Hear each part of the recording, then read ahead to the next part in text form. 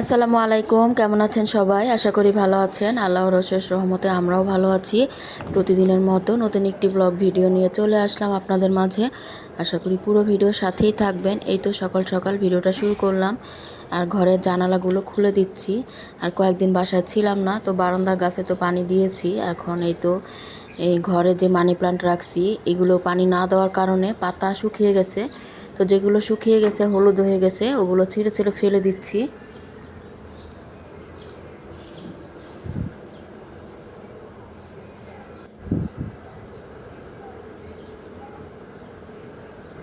তো রেগুলার পানি পানি দেওয়া হলে তাহলে আর পাতাগুলো কিছু হয় না। আর পানিটা একটু কয়েকদিন না দিলেই হলুদ হয়ে যায়। আর এই এই মানি প্লান্টগুলো পানিতে রাখছিলাম, তো এগুলো হয়ে গেছে, পানি পাল্টিয়ে দিতে হবে। আর মাশাআল্লাহ এই গাছটা খুবই সুন্দর লাগতেছে। ছোট্ট একটা চায়ের মগে লাগিয়েছি, অনেক সুন্দর। ছোট্ট একটা গাছ হয়েছে, এটা কিন্তু ঘরেও রাখা যায়।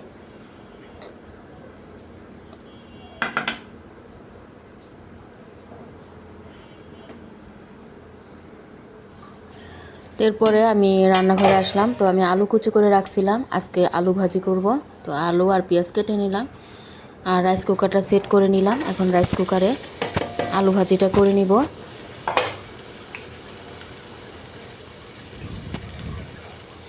প্রথমে পেঁয়াজ কুচি আর কাঁচামরিচ কুচি দিয়ে দিলাম। তো রোজায় ঈদের আগে রাইস কুকারটা অর্ডার করেছিলাম, তো একটু ভাজা পোড়া করেছিলাম অর্ডার করার পর। তারপর কিছু করা হয়নি, কোথায় সেট করব এটাই ভেবে।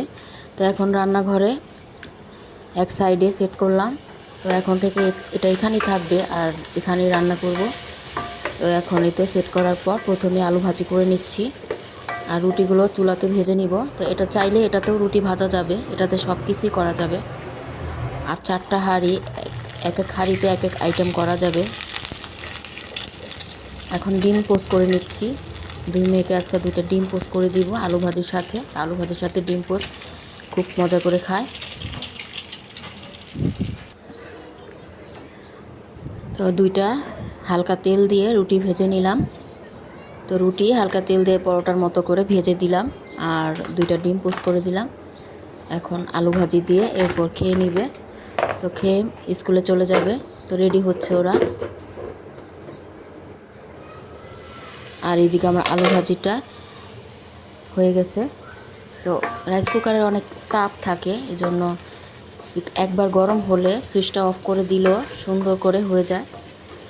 তো আলুটা একটু ঢেকে দেওয়ার পরে মানে সিদ্ধ হয়ে গেছে।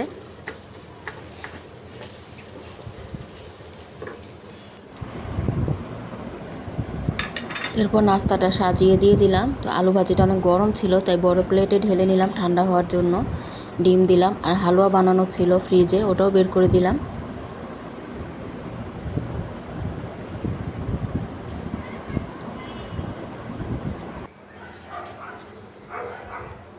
মেয়েরা তো চলে গেল স্কুলে, এখন রান্না বাড়ার পালা। তো রান্না বাড়ার জন্য সব কিছু বের করে নিলাম। আজকে পাঙ্গাস মাছ বের করলাম, ওটা রান্না করব। আর এগুলো হচ্ছে ছোট মাছ, বাইলা, ছোট ছোট যে বাইলা মাছগুলো ওগুলা। তো এগুলো কাটবো, কেটে রান্না করব। তো ভিজিয়ে রাখলাম মাছগুলো। ভিজতে ভিজতে আমি দিক দিয়ে ঘরের কাজগুলো করে নিই। তো ঘরের বিছানাটা গোছাবো, ঘরগুলো সব গুছিয়ে নেব।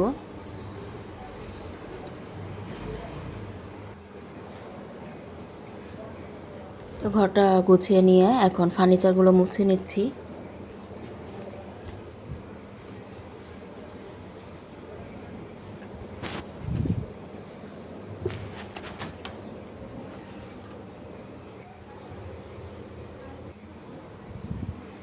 তো এই তো গুছানো শেষ, এখন ড্রেসিং টেবিলটাও মুছে নিচ্ছি।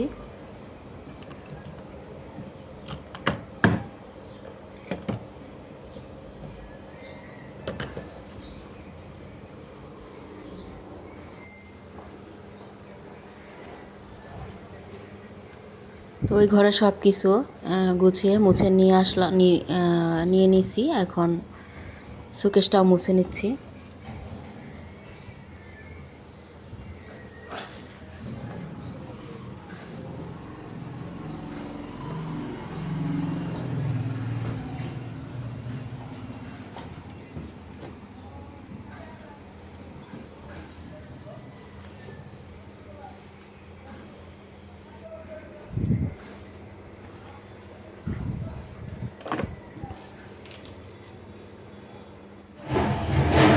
তো ঘরের কাজগুলো শেষ করে এখন চলে আসলাম আবার রান্নাঘরে। তো ডাল রান্না করব। এখানে মুসুরির ডাল ধুয়ে এরপর প্রেশার কুকারে বসাই দিলাম কাঁচামরিচ লবণ দিয়ে। আর মাছটাও ভিজে গেছে, কারণ লবণ আর লেবু মাখিয়ে রাখবো।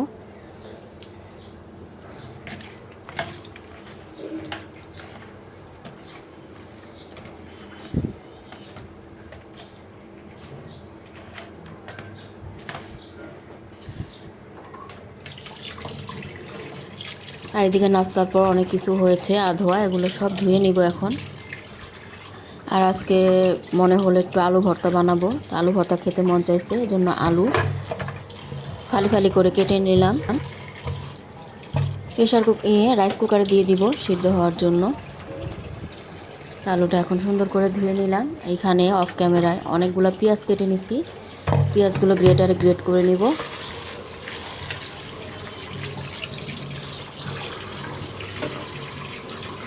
আর গুঁড়া মাছে দেওয়ার জন্য এখানে আলুও কুচি করে নিয়েছি।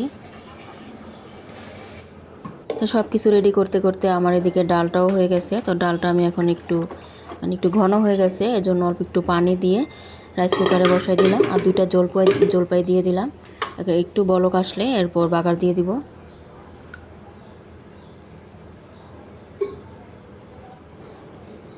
আর এদিকে মাছটা অফ ক্যামেরা ধুয়ে নিয়েছি, ধুয়ে এরপর হলুদ মরিচ আর ধনিয়ার গুঁড়া দিয়ে লবণ দিয়ে মাখিয়ে নিয়েছি। এখন ভেজে নিব।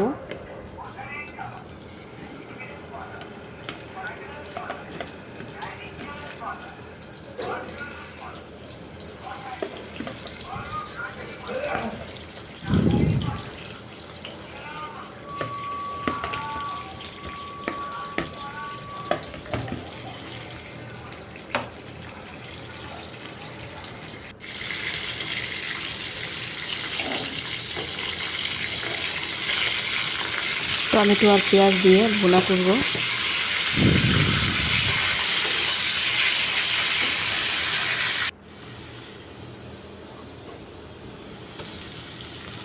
তো মাছটা ভেজে নিয়ে নামিয়ে রাখলাম। এখন পেঁয়াজ দিয়ে দিলাম। তো পেঁয়াজগুলো আমি অফ ক্যামেরায় কুচি করে নিয়েছি।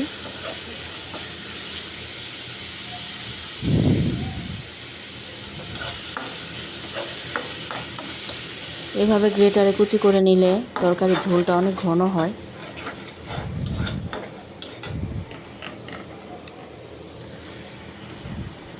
মশলা দিয়ে এখন তো টমেটো দিয়ে দিলাম।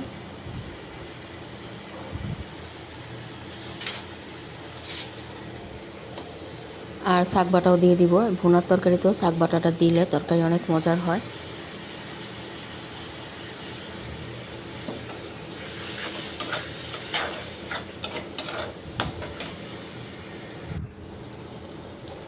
কিছুক্ষণ কষিয়ে নিয়ে এখন ঝোলের জন্য পরিমাণ মতো পানি দিয়ে দিলাম।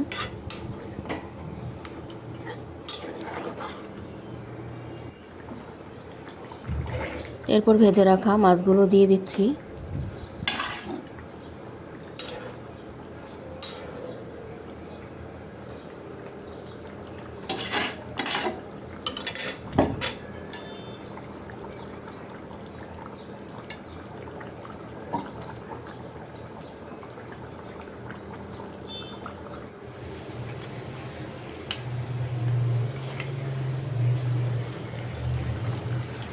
তো মাছটা প্রায় হয়ে গেছে, ঝোলটা ঘন হয়ে আসছে। এখন একটু লবণ চেক করে নিলাম, একটু লবণ দিয়ে দিলাম, একটু লবণ কম হয়েছিল।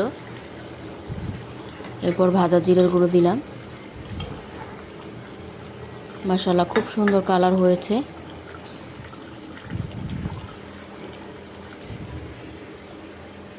তো ডালটা ঢেলে নিলাম, ডালটা এখন বাগার দিব। আর এদিকে আলুটা আমার সিদ্ধ হয়ে গেছে। আর অফ ক্যামেরা আমি রান্নার পাশাপাশি গুঁড়া মাছটাও কেটে নিয়েছি, কেটে ধুয়ে নিলাম। এখন রাইস কুকারে বসাবো। তো মাছ নিয়ে নিলাম, পেঁয়াজ কুচি, কাঁচামরিচ কুচি, টমেটো কুচি আর আলু কুচিটাও নিলাম। এখন হাতে মাখিয়ে এরপর বসাবো।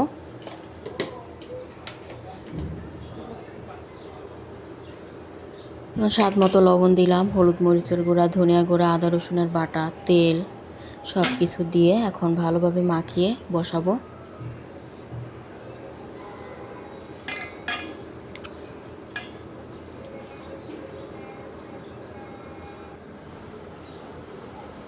তো হাতে মাখিয়ে এরপর পানি দিয়ে বসায়ও দিছি। তো আমারটা গুঁড়া মাছটা তো প্রায় হয়ে গেছে, আর একটু ঝোলটা শুকনা হলেই নামিয়ে নিব। তো সব শেষে ভাজা জিরার গুঁড়ো দিয়ে দিলাম। তো রান্না বাড়া শেষ করে আলু ভর্তাটা বানানো বাকি ছিল, তো আমি গোসল নামাজ পড়ে এখন আসলাম আলু ভর্তাটা বানাতে। যেহেতু মেয়েরা আসলে ওদের সাথেই খাই, এজন্য এখন তো ভাত খাবো না, তাই তো আলু ভর্তাটা পরে বানিয়ে নিলাম। আলু ভর্তার সাথে আমি যে ধনিয়া পাতার আচারটা বানিয়েছিলাম, ওই আচারটা দিয়ে এই আলু ভর্তাটা খেতে যে কী মজা লাগে, খুব মজার হয় খেতে। তো ওই এজন্যই বানিয়েছি আলু ভর্তা, যে ওই ধনিয়া পাতার আচার দিয়ে খাবো। তো মেয়ে বলতেছে আমাকে একটু দাও। তো ধনিয়া পাতার আচারে বোম্বাই মরিচ বেশি করে দিয়েছি ঝালের জন্য, আর রসুনটা যে কি ভালো লাগে খেতে। রসুনটা পুরো টক হয়ে গেছে, এজন্য রসুনটা খেতে খুব মজা লাগে। আর আলু ভর্তার সাথে তো জমে যায় পুরা, এতই মজা লাগে আলু ভর্তার সাথে আচারটা, ডালের সাথে, আবার যে কোনো খিচুড়ি, বউয়া এগুলো দিয়েও ভালো লাগে।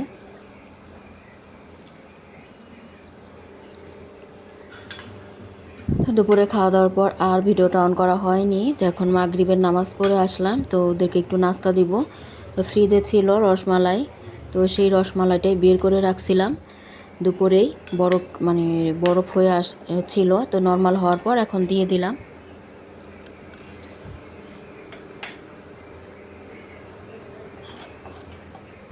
আর রাইস কুকারে চা বানিয়ে নিচ্ছি।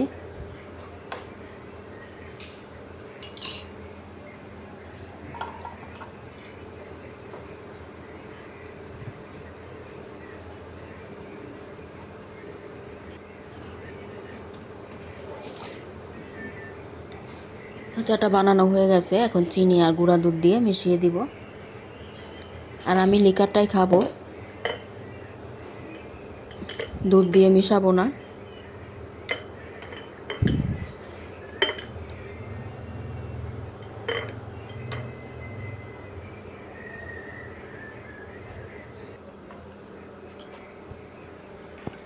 এরপরে চা খেয়ে নিচ্ছি আর রসমালাইটাও খেয়ে নিচ্ছি। তো ভিডিও ভালো লাগলে লাইক, কমেন্ট, শেয়ার করে সাবস্ক্রাইব করে আমাদের পাশেই থাকেন। আজকের মতো এখানেই বিদায়। আল্লাহ হাফেজ।